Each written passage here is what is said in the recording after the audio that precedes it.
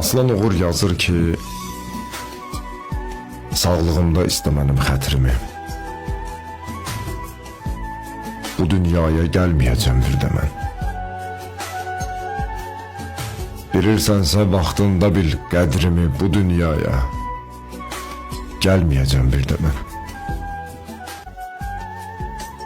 Silinərsə bu yollardan izlərim,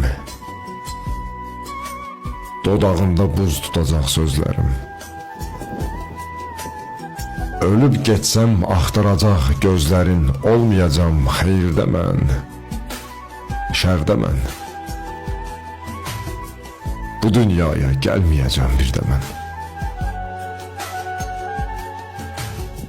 Desələr də Allah ayrı salmasın, mümkün deyil bir gün ömür solmasın. Necə deyim bütpərəstlik olmasın, pirim sənsən, and içmişəm pir də mən.